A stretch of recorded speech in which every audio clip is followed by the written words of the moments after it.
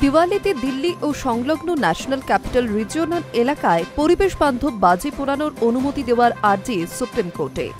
এনসিআরের তরফে solicitor general তুষার মেহতা শুক্রবার এই আবেদন করেন শীর্ষ আদালতের কাছে। দেশের সর্বোচ্চ আদালতের প্রধান বিচারপতি বি.আর. গাভাই এবং বিচারপতি কে বিনোদ চন্দ্রনের বেঞ্চের কাছে সলিসিটর জেনারেল জানান, দিওয়ালির রাত ৮টা থেকে রাত ১০টা পর্যন্ত অন্তত পরিবেশ বান্ধব বাজি পোড়ানোর অনুমতি দেওয়া যেতে পারে। তিনি আরও বেঞ্চকে বলেন, আমরা একটা পরামর্শ দিতে পারি যে দিওয়ালিতে বাজি পোড়ানো নিয়ে এনসিআর একটি ভারসাম্য বজায়কারী পরামর্শ দিচ্ছে, যাতে রাতে অন্তত ২ ঘণ্টা বাজি পোড়ানোর অনুমতি দেওয়া যেতেই পারে। কিছু শর্ত আরোপ করে এই অনুমতি দেওয়ার প্রার্থনা করা হয়।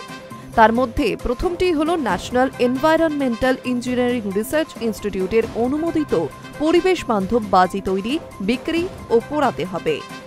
শর্তের দ্বিতীয়টি হল দিল্লি সরকার, এনসিআর কর্তৃপক্ষ এবং পেট্রোলিয়াম অ্যান্ড এক্সপ্লোসিভ সেফটি অর্গানাইজেশনকে দায়িত্ব নিতে হবে, যাতে কোনো আপত্তিকর বাজি উৎপাদন, বিক্রি অথবা পোড়ানো না হয়।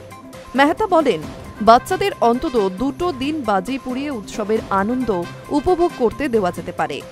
মেহতা আরও বলেন, চেন পটকা জাতীয় লরি চেন ফাটানো না হয় সেই ব্যাপারে সতর্ক থাকাও জরুরি। বাজি বিক্রি করতে হবে একমাত্র লাইসেন্সধারী ব্যবসায়ীদের, যারা শুধুমাত্র অনুমোদিত বাজি বিক্রি করতে পারবেন। ই কমার্স ওয়েবসাইটে বাজি বিক্রি করা চলবে না।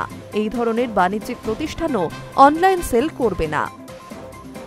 তিনি আরও জানান, ইংরেজি নববর্ষ বরণের রাতে কেবলমাত্র রাত 11:55 থেকে 12:30 পর্যন্ত বাজি পোড়ানোর প্রস্তাব রাখা হয়েছে।